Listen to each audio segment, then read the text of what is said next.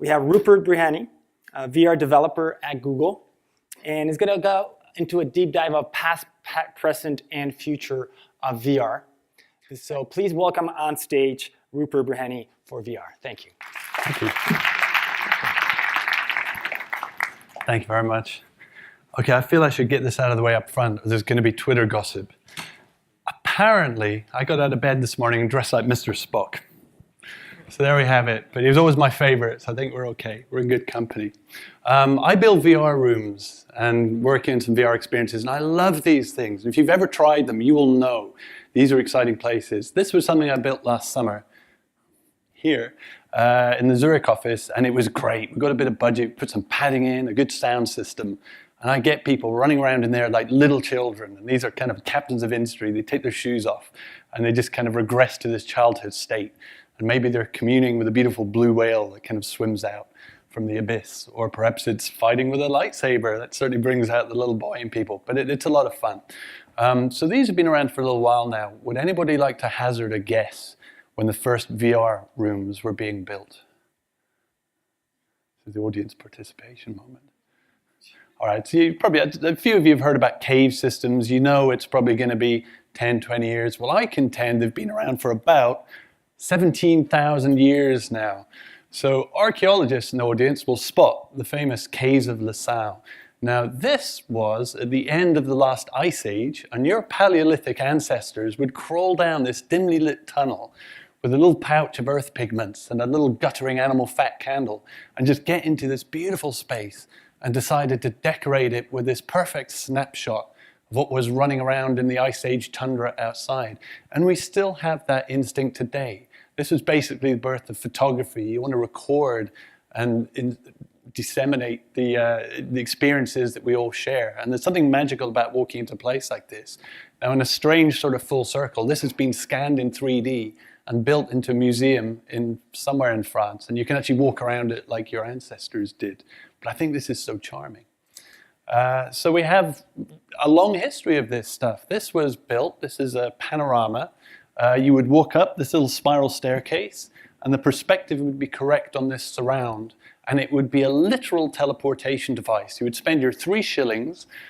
This is 220 years ago, a chap called Mr. Robert Barker, and it was magic. You would come in and you would feel like you had been transported to my hometown, Edinburgh. You think you would want to go anywhere in the world, but Edinburgh was pretty exotic when you considered it would take you 9 days by horse and carriage, assuming none of them dropped from the exertion. So this was the way you traveled back then. It was very exciting. But if you wanted to change the scene, that was a whole lot of painting and weeks worth of work. So it was very laborious. And here's actually my day job. So I am the webmaster for this site here. I hope some of you know. Google.com/streetview.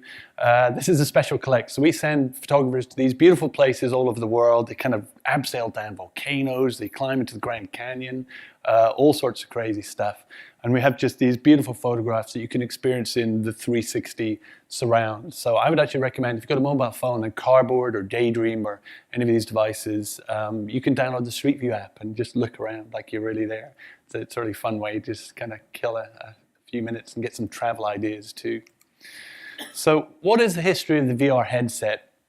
A lot of you have probably tried Oculus DK1. I think it was the first one that really kind of got people excited about this after 20 years of broken hearts and shattered dreams. But really, they've been around as long as photographs too. We've got cardboard, but there's something very charming about brass and mahogany.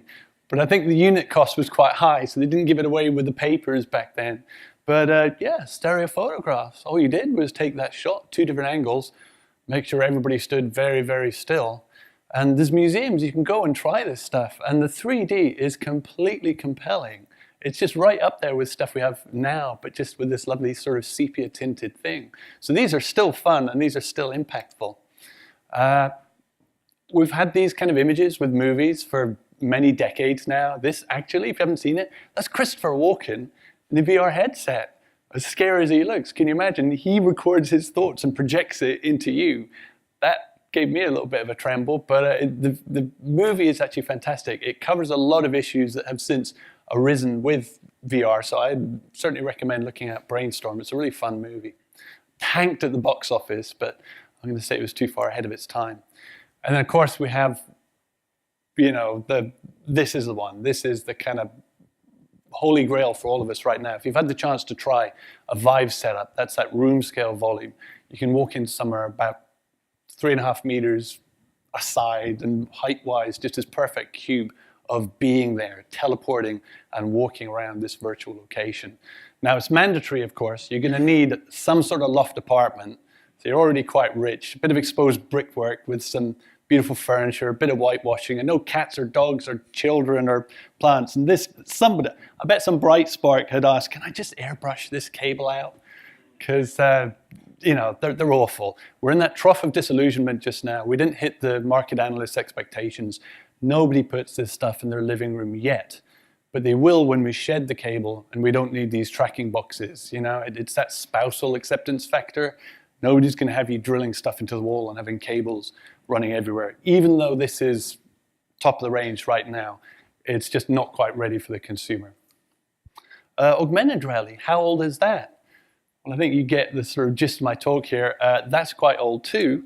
So this is 220 years ago. This is Pepper's Ghost. This was developed by scientists, but was taken on by theater set dressers. And so you have this concept of a half-silvered mirror at a 45-degree angle, a brightly lit scene underneath, and an audience looking through magically at this superposed image of the virtual alongside the real.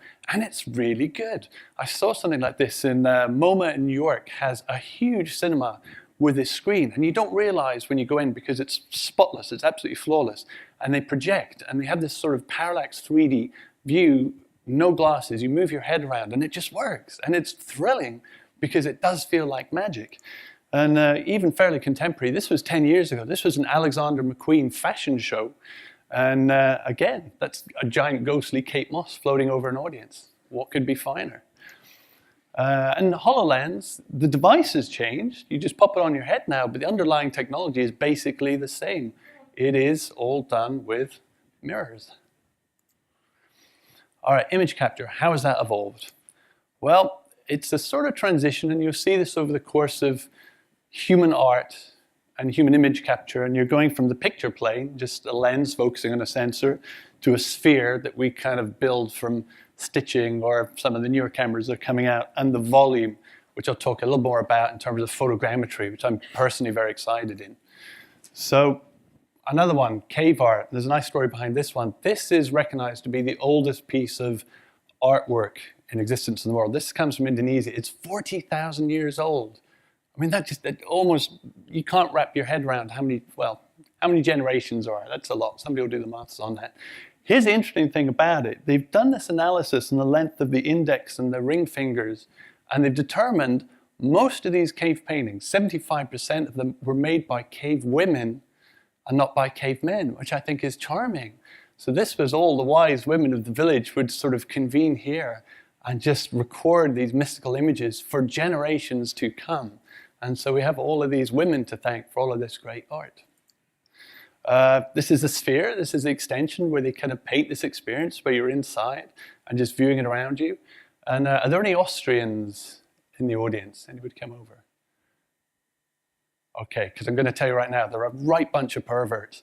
Any new technology that comes along, they're going to make it into porn straight away. So as soon as sculpture, this is the famous Venus of Willendorf, these very well-endowed figures, which were like these little fertility totems. But, we've had the flat things, we've had the surround, we've got the 3D. How do we capture them now? The format of this device hasn't changed that much. These are more or less as they are for the last 100 years, the lens and the sensor. This gets interesting. This is standard street view. The rosette there is about a dozen cameras, and there's some LiDAR, laser scanning units on it as well. So for every pixel, we have depth data. And so we know where everything is in relation to the car, and we can start recreating these 3D models. But where it's really going is devices like this, where you can just have the app on your phone, have a small fleet, half a dozen of these, draw an area out on your map, and just let them fly. You clear off for a coffee, and they will just float around. They will self-organize. They will make sure they don't map or overlap, and then just create this beautiful reconstructed 3D scan from the photography that's been taken, and it's textured perfectly. So if you want to see an example of this type of imagery, try the lab on the Vive, the HTC Vive. There's some beautiful ones. My favorite one is the Vesper Peak, if you've tried it. You get to throw sticks for a virtual dog in a virtual recreation of a real beautiful state park in Washington in the US. So where are we now? Well, you know, the phone in your pocket is a VR device. You know, anybody who's played with a cardboard, you'll get this. This is probably the phone du jour. This is a Samsung Galaxy S8. It's a very nice phone. You pop that into your Gear VR, or chances are Pokemon. You know, this is our breakthrough AR hit at the moment, and it is a lot of fun. And I haven't collected any in Ireland yet, so I'm going to run out at lunch and do that, I think. We've got our internal one. This is our Daydream View.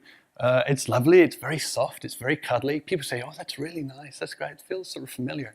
The people that make these do padded bras. So they just determined it was just the right nice kind of face feel and just really comfy. So you should try these if you get the chance. And we have this lovely thing here. So anybody flown Aer Lingus? All right, I swear to God, this is the first airline where my knees have actually touched the back of the seat, transatlantic. It was not a lot of fun, but I had one of these in my pack, and I always travel with this now. And it's like an instant seat upgrade because you put this on.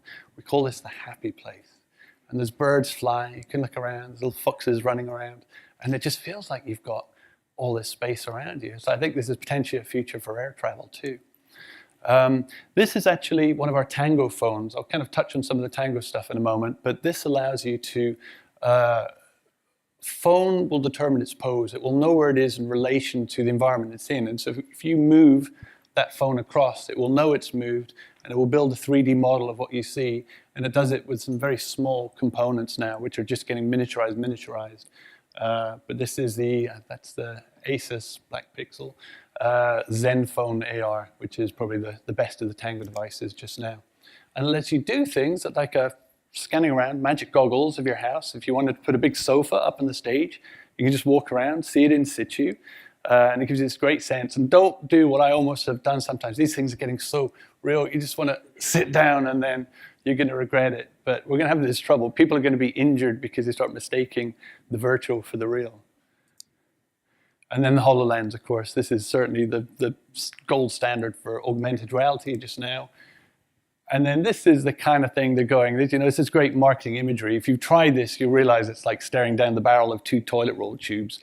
But that's okay, because this stuff gets better really quickly.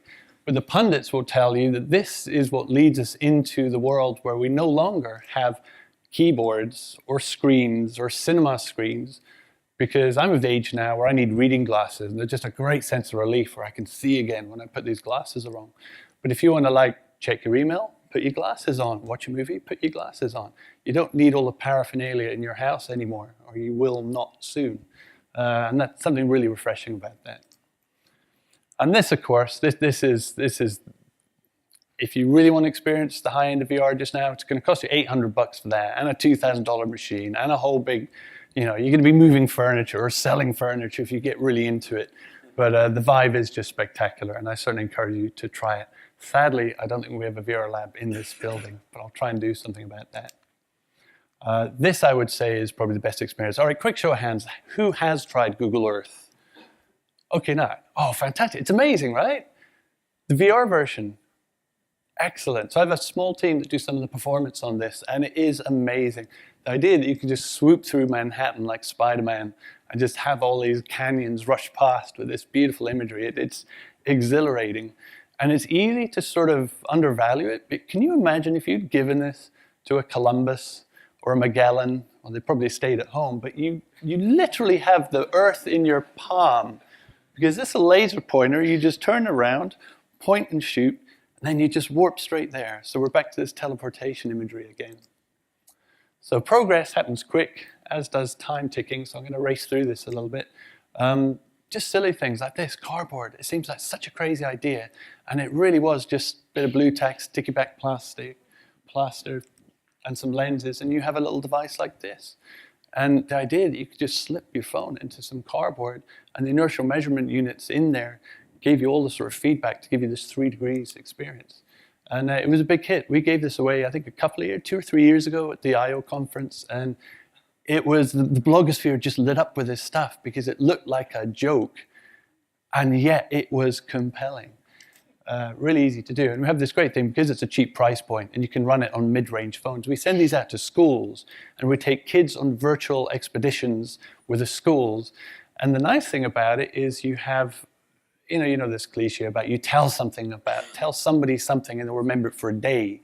If they see it, they remember for a week. If they discover it for themselves, they remember it for a lifetime. And there's amazing statistics on the actual, you can ask them questions about what they experienced a week ago and the recall is amazing. So it's really engaging for kids that, let's face it, are the video game generation. Let's just sort of, instead of fight it and fight the phones in the classroom, how can we use it and make a virtue of that multimedia background they've come from? Millions of these devices out there now. It's kind of changed journalism. This is something called the Dispatch, the Displaced, and this was run with the New York Times. And so the idea of, it's very easy to kind of have that sense of ennui when you're reading about all these tragic stories, but here you are a refugee. This is Oleg from the Ukraine returning back to a bombed village. And when you're there in 360, it really kind of hits you in a way that you just don't get when you're watching a kind of 2-minute snippet in the headlines. So I think it's an opportunity to make more humanitarian decisions. I had some videos queued coming up. I think we're just going to have to skip them because the time is ticking a little bit. But I'm going to have a quick run through Tango. This for us is our big push towards augmented reality. Now, another show of hands, who had a Game Boy back in the day, maybe 10 years ago on the bus? All right, quite a lot. Well, you're all, you're app developers, so it's kind of skewed a bit. That, I think, is where VR was. It was very specific. It was more games related. AR is, who's got a smartphone now? All right, everybody. Okay, everybody. That's just the always in your pocket device. It's always going to be there because it adds so much more to it. It's going to be useful when you go to these GPS-poor environments and you want to find your way. If you get this wrong and you miss a flight, that's going to get expensive and they'll probably explode your luggage. Shopping, if you're in a new mall, some of these are just massive. And again, no GPS signal. This thing with beacons and all the rest of it. With Tango, you can hold it up, recognize where you are, and then have navigational instructions to get you right where you need to go. There's some furniture stuff that you've probably seen. This was announced at I/O last year. But that nice thing about where you walk around and see it. There's some really good Star Wars stuff. If you're sitting there really bored on a shopping trip, you can be shooting stormtroopers when somebody's going through the next iteration of clothing or whatever it may be. And just how quickly this has come. I mean, the core of that is inertial measurement unit. This was what Apollo 11, this is what got the astronauts to the moon. No conspiracy theorists, I hope. This is what they're like now. You'll fit 2 of these on your little fingernail. It's incredible. The speed has just been phenomenal. And the camera that goes with it, and it allows you to put it into these small form factor devices, slightly fatter than a normal phone, and you basically give your phone superpowers. So this whole idea, this gives you that sense of the 3D restructuring that takes place, but you basically know where you are in relation to your environment. I'll skip the technical details. And it lets you do things like this. So you want to go out for a really good pizza place. You just tell your phone, find me pizza, hold it up, scan the horizon, and it will just highlight, the 4 stars, the 5 stars, and you can just walk straight to it like this. So this is a really nice augmented reality that doesn't even need a headset. That's as simple as holding your phone up. And I think for a lot of people, that is what the future of AR is going to be like. Another video we're going to skip. The future in 1 minute, 40 seconds. Well, it's very hard to predict the future, as we have learned. And I think I'm a little embarrassed about this next slide, so I'm just going to stop being about the bush, and there you go. That didn't work out so well for us. It was very exciting. If anybody had read Neuromancer or some of the science fiction novels, everybody got kind of quite G'd up about this, because you thought you were going to look like this and be incredibly cool and have this Terminator vision. But the reality was everybody else thought you looked like this, and that's not a good look for you. I don't know. A couple of years have passed, and the acceptance level have increased a bit, and so here. So you probably know this. This is Snapchat. This is spectacles. And, if you speak to kids today, they will tell you if it wasn't videoed, it didn't happen, and this is a generation that videos everything. And they don't do this sort of thing about, is somebody filming me or not? You have these just rotating LEDs here. You know when somebody's filming you, and then everybody acts up and, behaves as they do. But it's actually not too bad. And I wouldn't mind looking like this guy. The glasses are right. I'd love the hair, but I think that ship has sailed. So this is kind of where we're getting to now. So what is the future of augmented reality? You probably know this one, Surgeon Simulator. If you dig a road up and you hit a water mains when you're trying to fix a fiber optic cable, that gets really expensive and stops a lot of traffic. But if you put your glasses on and just look around and see exactly where you need to dig and then start drilling, that's a great saver there. But the dream for me is when somebody, the pilot, comes on the intercom and says, "Is there a doctor in the house?"